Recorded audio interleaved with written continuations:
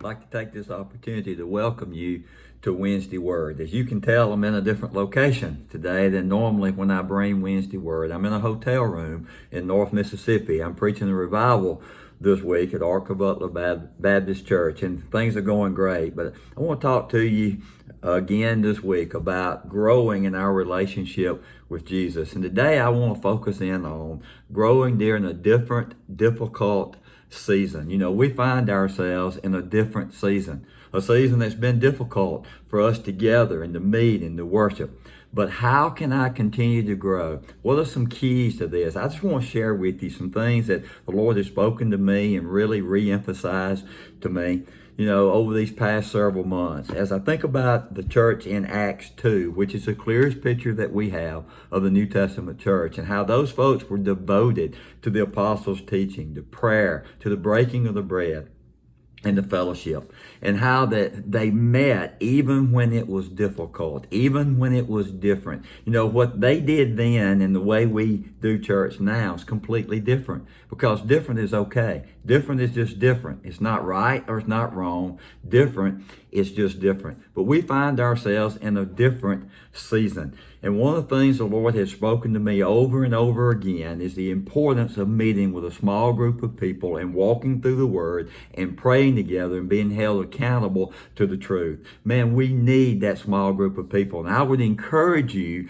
to meet with a small group of people. You know, I shared this with you before, and you'll hear me say it again, that the most effective thing Tina and I have ever done in ministry is meet with a small group of people, walking through the Word together, praying together, doing life together. And during this season, in order for that to happen, we have to be extremely intentional to make it happen. You know, I've heard all kinds of excuses of why we're not meeting, or why we're not getting together with small groups of people and walking through the Word together. Like, it's different. It's not just the same. I don't like it. But the bottom line is we need it. Yes, it's different. No, it's not the same. But it's a necessity in our spiritual growth. We need other believers in our life, and we need to be intentional about meeting with other believers and walking through the Word together.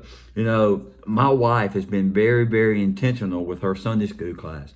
She has the privilege to teach the senior adult ladies in our Sunday school class. I asked her, tell me the age range of your class. They're from 83 to 95.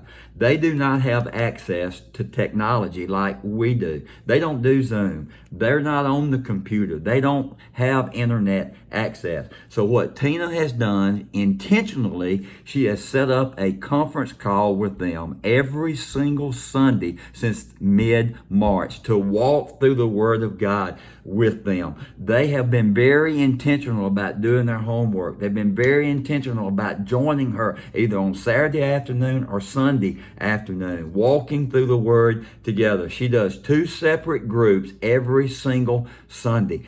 And listen to me. We need to understand that if a group of ladies who are between the ages of 83 and 95 have a desire to get in the Word together and to make this happen, there's no excuse for somebody like me or somebody like you. We must be very intentional about meeting with small groups of people in a season that is completely different and sometimes extremely difficult to meet. Don't be afraid of change. Don't be afraid of doing something different. Don't be afraid of meeting on campus in a different classroom. Don't be afraid of meeting in homes. Don't be afraid of using Zoom, using technology.